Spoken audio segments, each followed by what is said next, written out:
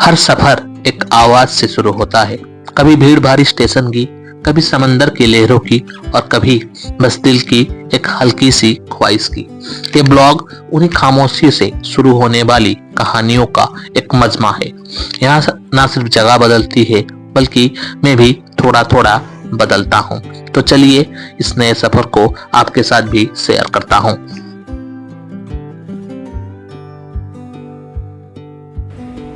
स्वागत है दोस्तों आप लोग का मेरे और एक नए ब्लॉग में। अभी मैं हूँ पोर्ट ब्लेयर में और पोर्ट ब्लेयर का मरीना पार्क में, और यहाँ से मैं आज अंडमान का सफ़र शुरू कर रहा हूँ। मेरे ठीक पीछे आप देख सकते हैं मरीना पार्क, और यहाँ पे सब बोट सब खड़े हैं और ये नज़ारा बहुत ही शानदार है। जब आप पोर्ट ब्लेयर नवंबर दिसंबर के महीने में आते हैं तो मौसम थोड़ा सा ठंडा रहता है, नहीं तो यहाँ पे ह्यूमिडिटी बहुत ही ज़्यादा है। नॉर्थ बे आइलैंड और रॉस आइलैंड को जाने के लिए लोग बोट यही मरीना पार्क से ही पकड़ते हैं, और यहाँ पे जेट स्की और बनाना राइड भी होता है।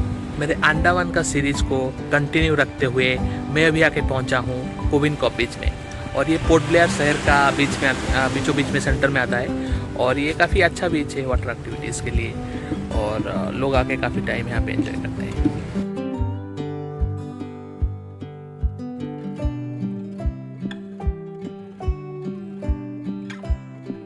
तो कोविन बीच से निकल के चिड़िया टापू या फिर मुंडा पहाड़ जाने का रास्ता में मैं कुछ यहाँ पे रुका हूँ। बढ़िया सा नज़ारा है यहाँ पे, रोड में ही नज़ारे हैं यहाँ।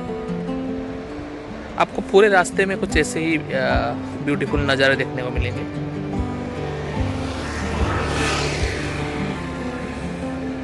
अभी आके मैं पहुँच गया हूँ चिड़िया टापू बीच में, और काफ़ी अच्छा लग रहा है। लेकिन मैं यहाँ पे मुंडा पहाड़ का वो जो ट्रैकिंग करने आया था, लेकिन यहाँ कुछ एक्सीडेंट हो गया है और वो बंद है आज, तो मैं काफ़ी नाखुश और डिसअपॉइंटेड हूँ।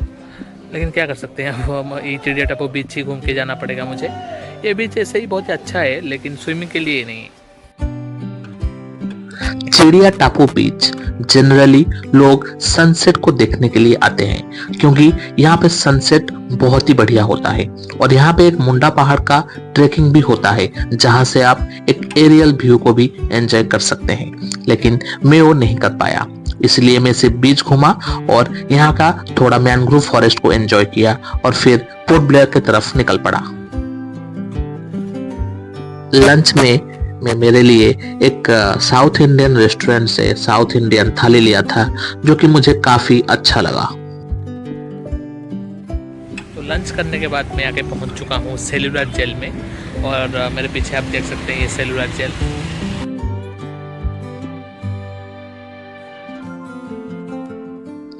मैं सेलुलर जेल के दरवाजे पर खड़ा था, उस इमारत के सामने जिसे हर ब्रिक से खून, आंसू और आजादी की पुकार छुपी हुई है। जैसे ही मैं अंदर गया, हवा का एक ठंडा सा झोंका आया, लेकिन इस ठंडक में अजनबी सी सरगोशी थी, जैसे कि कोई कुछ कहना चाहता हो।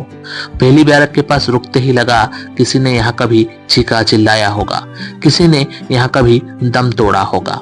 मैं और एक बैरक के पास गया, अंधेरा, सन्नाटा और ऐसी चुप जो दिल की धड़कन को भी रोक दे।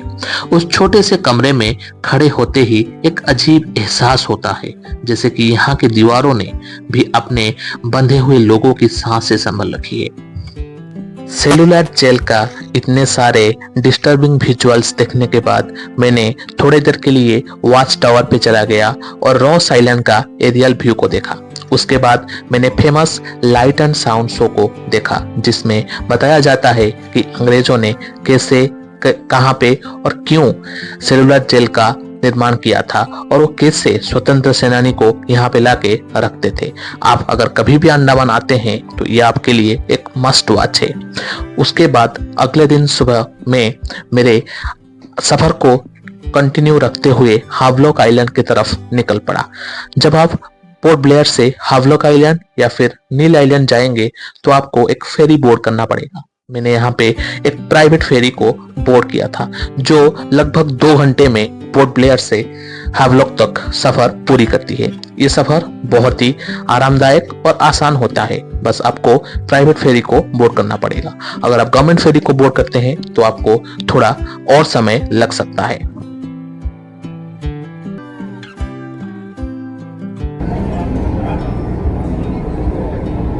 अभी मैं हूँ हावलॉक आइलैंड में और पोर्ट ब्लेयर से मैं अभी यहाँ पे आया हूँ और मैं अभी स्नॉर्कलिंग करने जा रहा हूँ। तो अभी निकल गया हूँ मैं स्नॉर्कलिंग करने के लिए।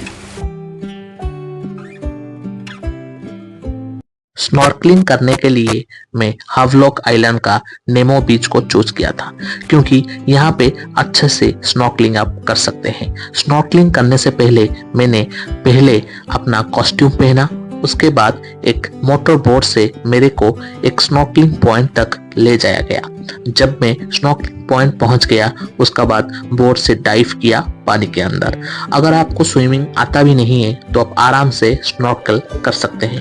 मैंने जब हावलॉक आइलैंड का क्रिस्टल क्लियर वाटर में डाइव किया, मेरे को सब मैरिन लाइफ जैसे कि fish, corals, dead corals, red fish और जेली फिश आराम से दिखाई दिए।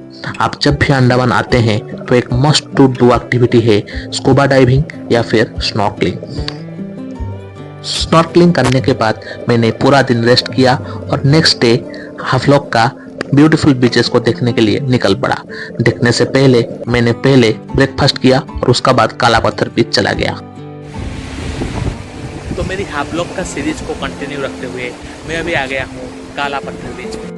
काला पत्थर बीच शायद मेरे देखे हुए सबसे ब्यूटीफुल बीच है। यहाँ का व्हाइट सैंड्स और क्रिस्टल क्लियर ब्लू वाटर बहुत ही सुंदर। काला पत्थर बीच घूमने के बाद मैं अभी आके पहुंच गया हूँ राधानगर बीच में। राधानगर बीच एक ब्लू फ्लैग बीच है और ये एशिया का 7th और इंडिया का नंबर 1 बीच है।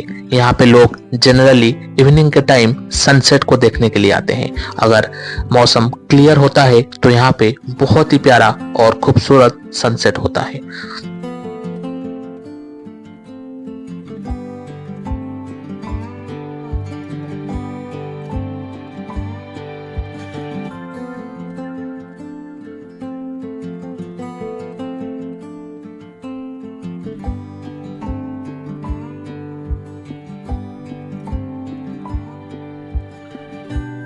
ये था मेरा अंडमान सीरीज का पार्ट 1।